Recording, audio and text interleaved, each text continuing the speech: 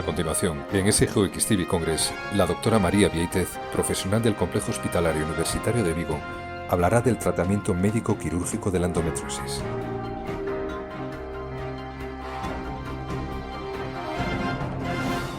Buenos días. Ante todo, agradecer a la organización que hayan contado conmigo para contaros un poco este fácil tema del tratamiento de la endometriosis. Lo voy a intentar hacer un poco ameno y resumido porque es un tema, el tratamiento de la endometriosis es un tema, a mi modo de ver, bastante complejo. Ya hemos diagnosticado con nuestros compañeros la paciente, tanto clínica como por pruebas complementarias, y ahora lo siguiente que quiere la paciente que tenemos enfrente es una solución a su problema. Bueno, pues lo primero que le vamos a contar a la paciente probablemente no le guste mucho. ¿Por qué? Porque no tenemos un tratamiento curativo de la endometriosis, ¿vale? No sabemos por qué se produce, entonces el tratamiento que le podemos ofrecer no es un tratamiento que la vaya a curar, ¿vale? Es un tratamiento supresor, es un tratamiento que va a intentar tratar los síntomas que ella tiene, tanto de dolor como de subfertilidad, pero no la vamos a poder curar. Estos tratamientos no van a aumentar la fecundidad, ni van a resolver los endometriomas, ni la enfermedad infiltrativa de una forma definitiva, ¿vale? La efectividad de los tratamientos es similar. Entonces, ¿en función de qué decidimos qué tratamiento aplicamos a cada paciente? Pues en función de unos parámetros que son la edad de la paciente, es fundamental. Es fundamental saber enfrentarse a una paciente más joven o más mayor, qué planes reproductivos tiene esta paciente, si ya tiene deseos genésicos cumplidos o no, la propia preferencia de la paciente en cuanto al tratamiento, la gravedad del dolor y el grado de enfermedad que esta paciente tiene. El objetivo, si no podemos curar, ¿qué pretendemos con el tratamiento? Pues pretendemos prevenir las recurrencias, pretendemos reducir los síntomas sobre todo, eliminar la necesidad de repetir cirugías y ampliar el espacio entre las cirugías si no podemos evitar volver a tener que operar a las pacientes. Tenemos que explicarle desde el primer momento que la endometriosis es una enfermedad crónica y como tal enfermedad crónica necesita un tratamiento sostenido. Es decir, a veces las pacientes lo que demandan, y es comprensible, es que en un solo acto, un acto quirúrgico o en un tratamiento, nosotros le resolvamos el problema. Esto no es posible. Entonces, tenemos que estar un tiempo con la paciente explicándole que este tratamiento la va a acompañar un largo periodo de su vida. Pasamos sin más, tenemos dos formas de tratamiento básicas, que son el tratamiento médico y el tratamiento quirúrgico. El tratamiento médico, yo creo que no os voy a descubrir nada nuevo. Hay un pack básico que es los antiinflamatorios y los anticonceptivos combinados. Los antiinflamatorios por sí solos no son eficaces, es decir, son eficaces en una dismenorrea primaria, pueden arreglar el problema en este caso, pero en un dolor por una dismenorrea por endometriosis, la mayoría de las veces los antiinflamatorios solos no le solucionan el problema. Entonces pasamos a combinarlos con anticonceptivos orales. Los anticonceptivos lo que pretenden es crear un estado de hipoestrogenismo, es decir, eliminan la ovulación, con lo cual conseguimos una menorrea. Con la menorrea lo que conseguimos es que disminuya la conversión del ácido araquidónico y disminuyan las prostaglandinas que se producen sobre todo con la menstruación. ¿Hay alguna forma mejor que otra de administrar los anticonceptivos? Pues Muzi en el año 2016 hizo un metaanálisis y comparó una terapia continua de anticonceptivos con una terapia discontinua y llegó a la conclusión que la terapia más efectiva es la administración continua, sobre todo para la dismenorrea. No es tan efectiva para el dolor pélvico crónico. La terapia de administración continua tiene una desventaja, y es que si la usamos durante un largo periodo de tiempo puede empezar a haber un spotting que le puede resultar molesto a esta paciente. Es fácil de solucionar, es solo dejar unos días los anticonceptivos para que tenga un sangrado por deprivación y volver a empezar. Una segunda línea de tratamiento, considerada segunda línea, que en este momento yo creo que podríamos considerar prácticamente primera línea también, sería una monoterapia con progestágenos. Es de elección en pacientes que no responden a los anticonceptivos o en pacientes mayores de 35 años que fuman, en las que tenemos que tener un especial cuidado, o cuando existen factores de riesgo asociados, riesgo de infarto, accidentes cerebrovasculares o riesgo de trombosis. Son múltiples las medicaciones que podemos usar, pero el que ha demostrado una eficacia mayor es el desogestrel. Lo que hacen es crear una atrofia del endometrio y con ello conseguir disminuir el dolor. Existen otras formas, aparte de la medicación oral, de administrar los progestágenos, que aunque no están admitidas oficialmente como tratamiento para la endometriosis, están obteniendo muy buenos resultados. Pues las formas más habituales las conocéis, sería mediante un DIU o mediante progesterona en depot con acetato de medoxiprogesterona. La eficacia entre el DIU y el acetato de medoxiprogesterona es similar. La diferencia es que en el segundo, con el tiempo, puede haber un aumento de la desmineralización ósea. Y por otro lado tenemos también el implante subcutáneo, que es muy cómodo, pero que tiene mayor incidencia de desarreglos menstruales. Y por último nos queda ya la terapia de la tercera optativa, cuando los anteriores tratamientos han fallado, que son los análogos de la GnRH, que son muy eficaces para el dolor, para tratar el dolor, pero tienen algunos inconvenientes. Los inconvenientes son sus efectos secundarios, es decir, todos sabemos de sobra los efectos secundarios de los análogos, sofocos, sintomatología climatérica, desmineralización ósea. Entonces, en monoterapia no deberíamos usarlos más de 6 meses.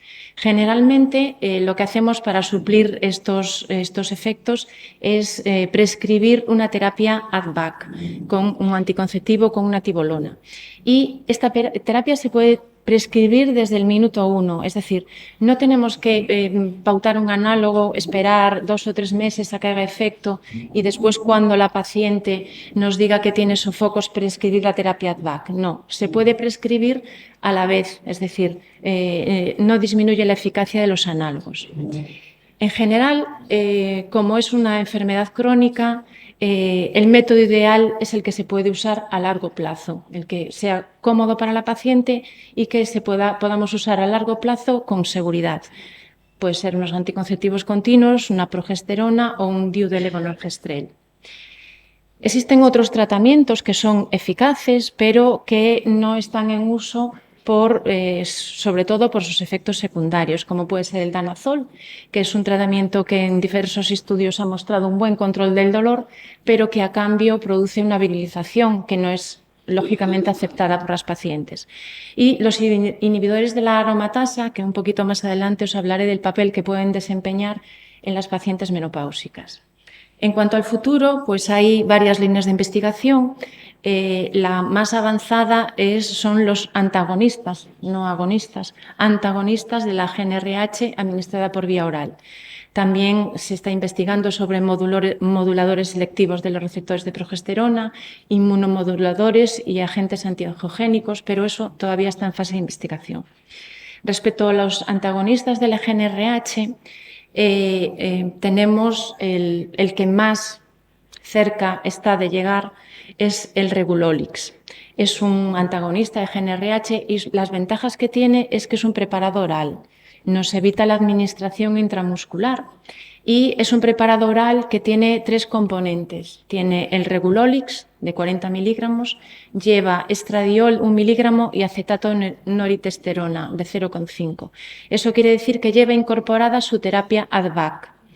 Damos el antagonista y damos la terapia ADVAC a la vez.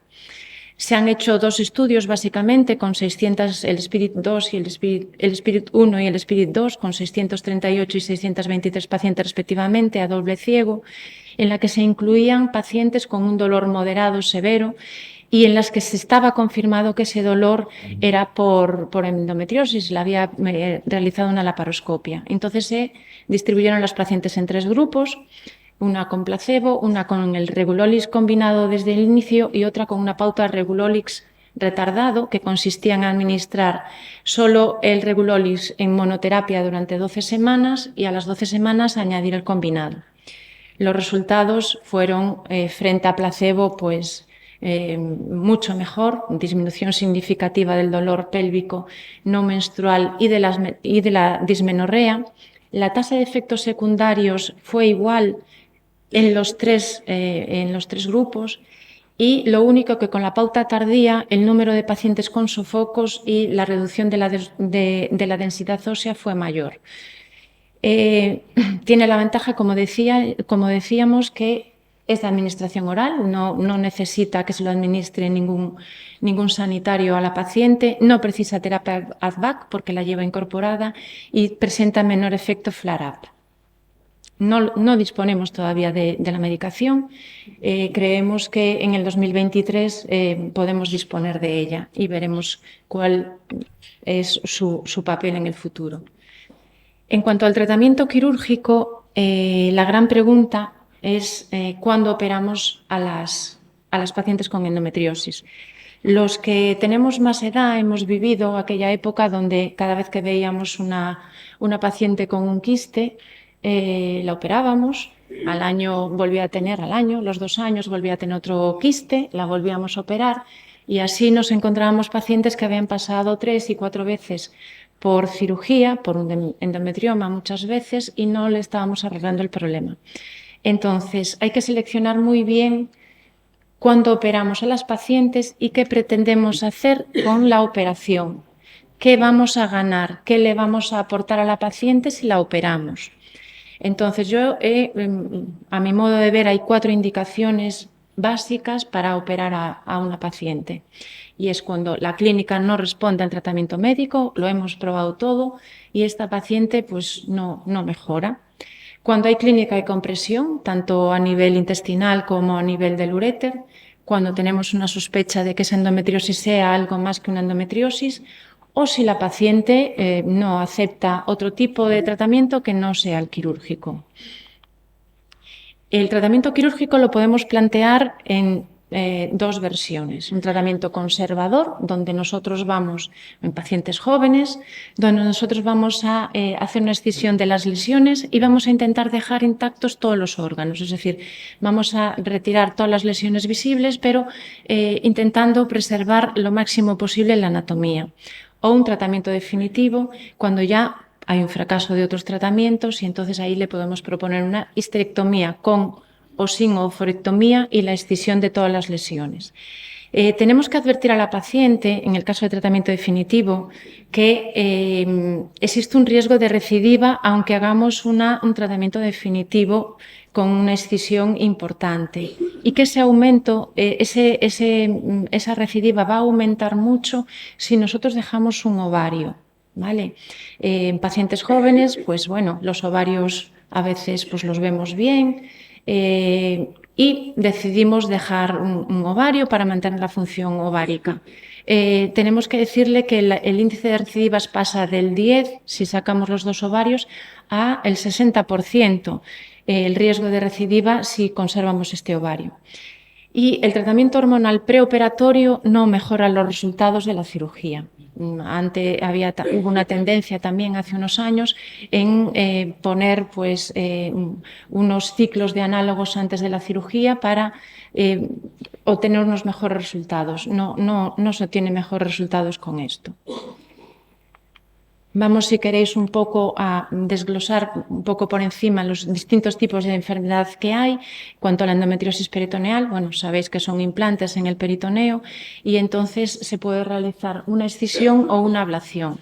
Es mejor siempre la excisión. Se dice que en lesiones de menos de 2 milímetros o hasta 5 milímetros se podía realizar con seguridad una ablación o una vaporización láser, pero es mejor la excisión. Y no vamos a intentar realizar una ablación cuando tenemos estructuras muy cerca, como el uréter, el intestino o la vejiga. En las lesiones infiltrantes siempre vamos a realizar una excisión y, si es posible, enviar anatomía patológica. En cuanto a los endometriomas, siempre nos preguntamos cuándo hay que operar un endometrioma, desde qué tamaño operamos un endometrioma. Yo, más que el tamaño me fijaría en qué vamos a conseguir si operamos un endometrioma. ¿Cuál es nuestra pretensión con esa operación? Entonces, si nosotros el objetivo de la intervención es hacer un diagnóstico y aliviar los síntomas, la mejor opción es la extirpación completa del endometrioma. Tenemos diferentes técnicas por las que podemos operar los endometriomas. Podemos hacer una vaporización láser, podemos hacer una punción y aspiración, podemos abrir el endometrioma, vaciarlo y hacer una coagulación de la cápsula. Pero si lo que nosotros pretendemos es diagnosticar y aliviar los síntomas, lo mejor es la extirpación completa. Con esto vamos a disminuir la tasa de recurrencias, vamos a reducir los síntomas, vamos a aumentar la tasa de gestación espontánea y vamos a obtener una mejor respuesta de ese ovario a la estimulación si la paciente necesita por sus problemas de fertilidad. ¿Qué vamos a tener como contrapartida? Pues que vamos a dañar el ovario. Por muy cuidadosos que seamos, por mucha experiencia que tengamos, el ovario va a salir dañado y vamos a disminuir en un cierto porcentaje la reserva ovárica y la hormona antimuleriana. El daño ovárico se basa sobre todo en dos factores, en que por mucho cuidado que tengamos siempre vamos a dañar la corteza y vamos a hacer un daño también durante la hemostasia. Por eso, en estos casos es conveniente usar hemostáticos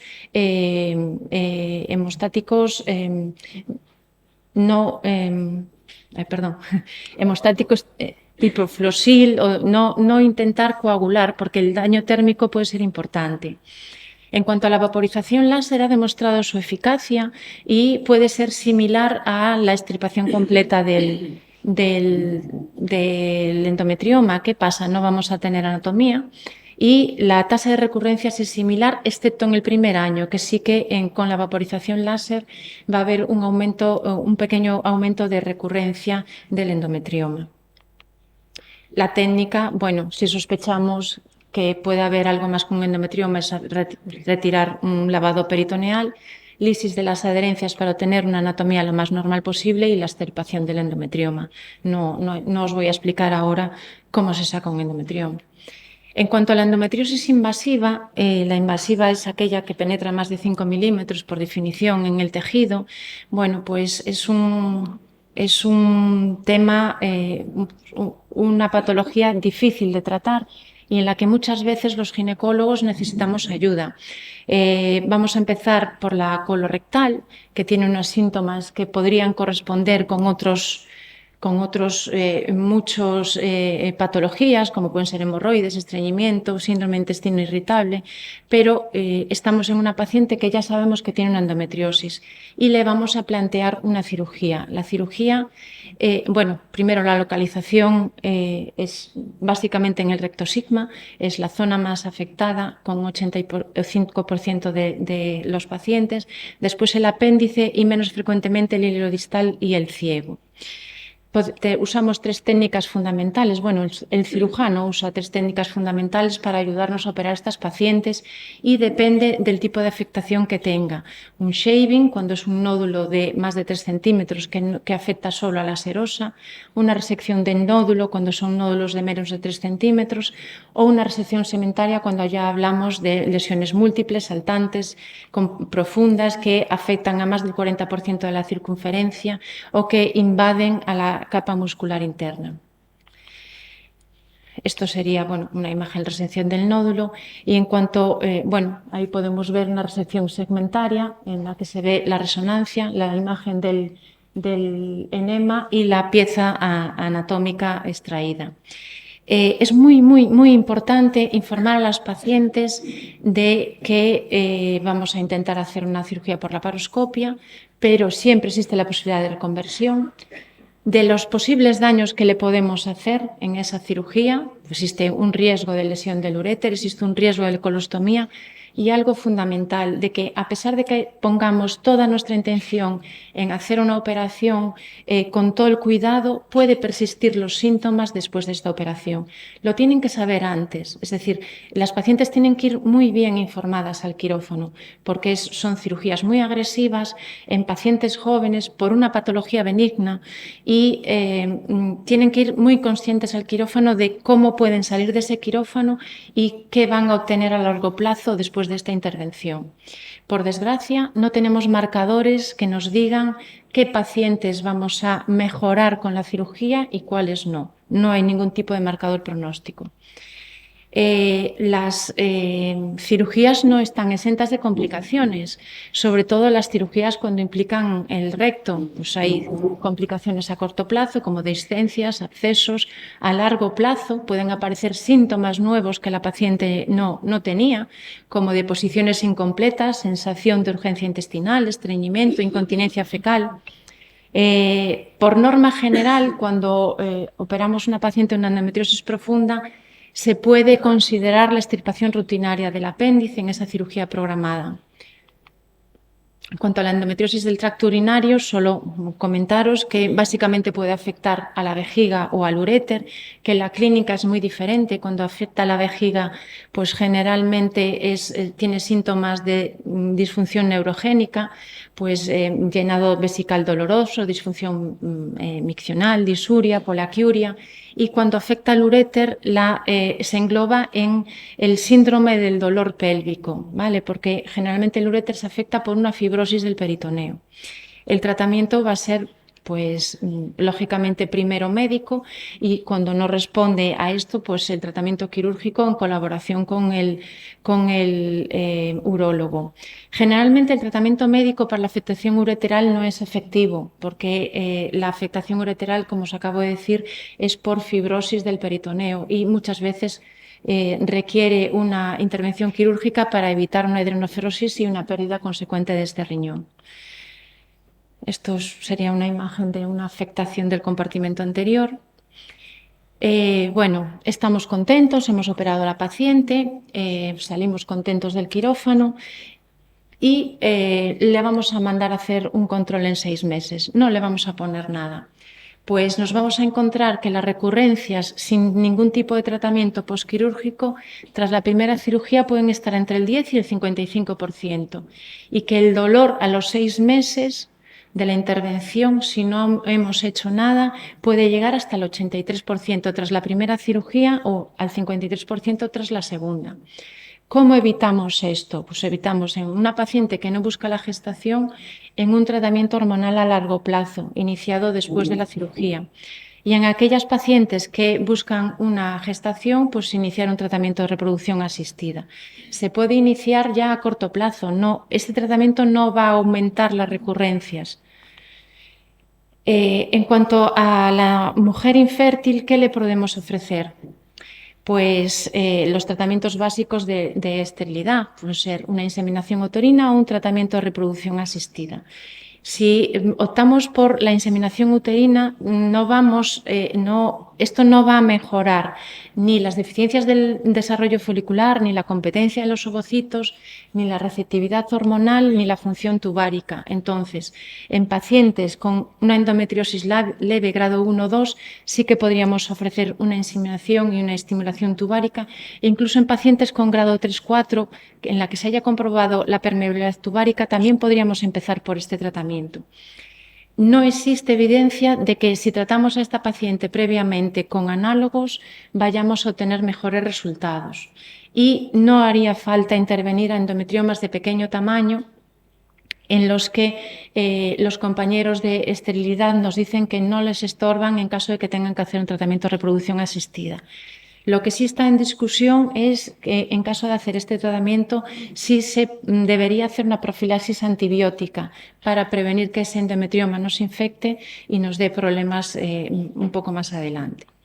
En cuanto a la endometriosis profunda, existe evidencia de que la endometriosis profunda empeora los resultados de la FIV y que la intervención puede mejorar estos resultados, pero hay que valorar muy bien a qué pacientes intervenimos antes y a qué pacientes le proponemos un tratamiento de FIV. En general, existe un consenso en el que las pacientes que están más interesadas en su fertilidad le propongamos de entrada un tratamiento de reproducción asistida.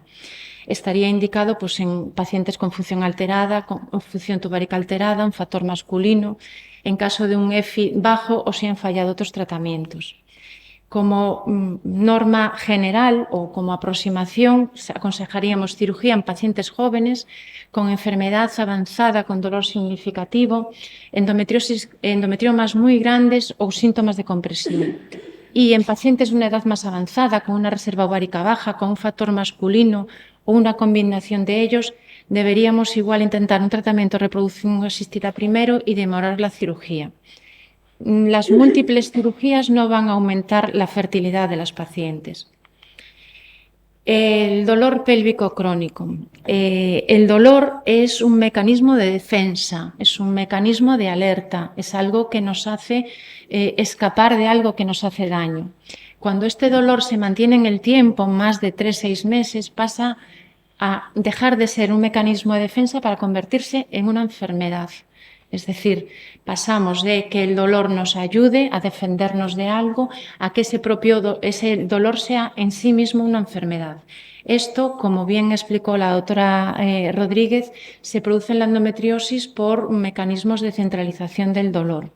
Pero ni todo el dolor pélvico es endometriosis, como ya nos explicó ella también, ni toda la endometriosis causa un dolor pélvico crónico. Es decir, hay pacientes que efectivamente tienen una endometriosis y dolor pélvico crónico por esto, pero hay que descartar otras posibilidades antes de llegar a esta conclusión. ¿Vale? Está claro que sí que en la endometriosis es frecuente que exista el dolor pélvico crónico y que esta endometriosis es generalmente el generador primario del dolor que después conlleva a esta centralización del dolor a base de estímulos repetidos. ¿Cuándo consideramos que el dolor es crónico? Pues es un dolor que persiste tras maximizar los tratamientos médicos y quirúrgicos. Lo hemos hecho todo, no podemos ofrecerle más como ginecólogos a esta paciente y la paciente persiste con este dolor. Ya os digo, pues ya se ha producido una sensibilización central o un dolor miofascial y entonces exige un nivel más de tratamiento. El tratamiento de estas pacientes ya tiene que ser, pues aparte nosotros los ginecólogos debemos contar con una unidad del dolor, con fisioterapia y con una psicología clínica. La unidad del dolor, lo voy a mencionar solo, bueno, pues de pasada, pues tiene diferentes medios para tratar este dolor, primero con medicación antihiperalgésicos, con opioides y después con técnicas pues de bloqueos musculares, intravaginales, técnicas menos invasivas hasta tratamientos intervencionistas que pueden ser pues, bloqueos del nervio simpático, del ganglio impar, neuroestimulación de las raíces sacras. Quería mencionaros también bueno, pues, las edades un poco extremas de la vida. La endometriosis puede empezar en la adolescencia. ¿Qué pasa? Que muchas pacientes adolescentes tienen dismenorrea primaria que con el tiempo poco a poco va cediendo. Entonces, las técnicas diagnósticas para las adolescencias es exactamente igual que para la paciente un poco mayor, con la salvedad de la ecografía vaginal, en principio dependiendo del adolescente que tengamos delante. El tratamiento también básicamente, si estamos bastante seguros de que es una endometriosis y no una dismenorrea primaria, sería pues básicamente AINES, si es una paciente muy muy jovencita en la que no queremos prescribir de momento los anticonceptivos. El siguiente paso sería anticonceptivos o progestágenos e incluso podríamos usar un tratamiento con agonistas de la GnRH si no responde a los tratamientos previos, pero como máximo durante un año. El tratamiento quirúrgico en la adolescencia hay que tomárselo con muchísima precaución porque es una paciente que está empezando su vida, que le queda un montón de años de vida reproductiva con estímulos de sus ovarios.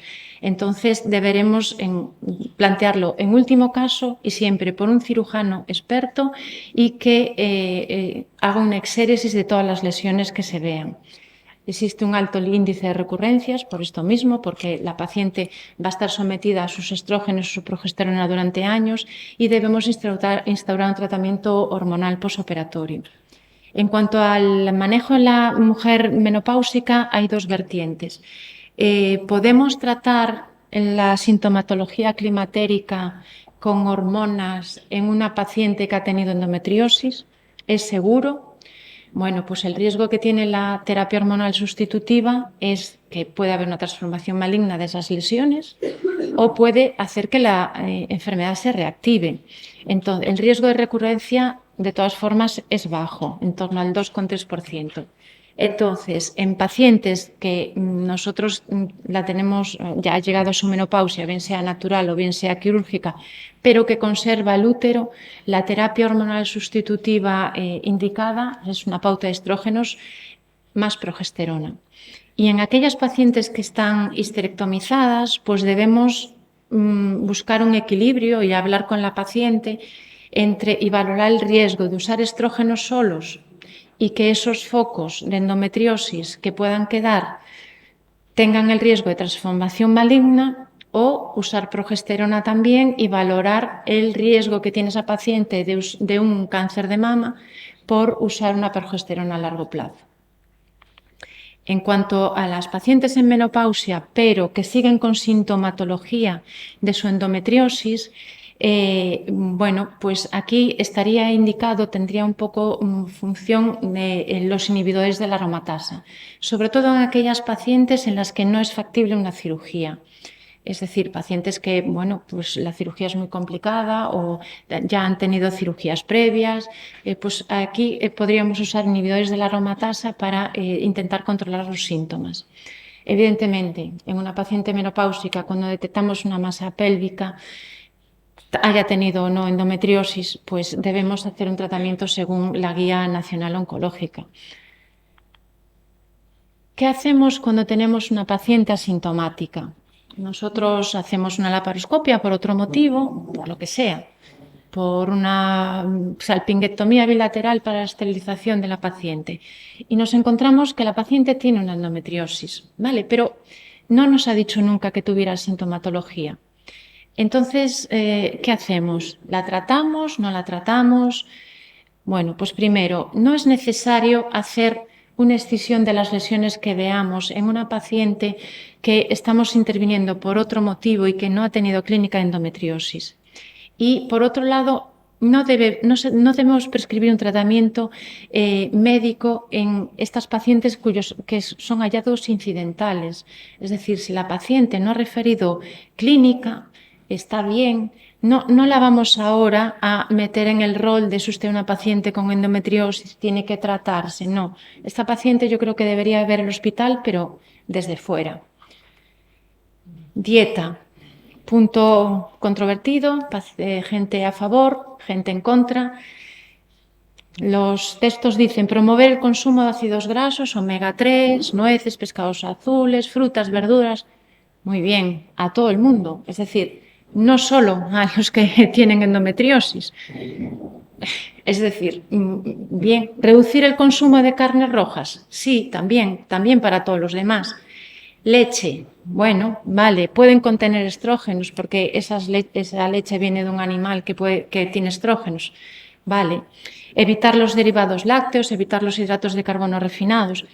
Sí, pero como la población general. Bebidas que contengan cafeína, lo mismo. Bebidas alcohólicas, lo mismo.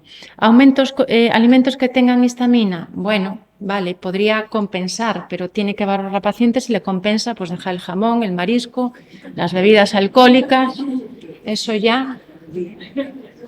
Y en cuanto al gluten, también hay estudios que dicen que si deja el gluten, pues puede mejorar su sintomatología. Estos estudios están un poco, hay que tomarlos con precaución porque en las pacientes con endometriosis hay más incidencia de pacientes con celíacas, y las pacientes celíacas tienen más incidencia de endometriosis. Entonces, bueno, esos son estudios un poco sesgados.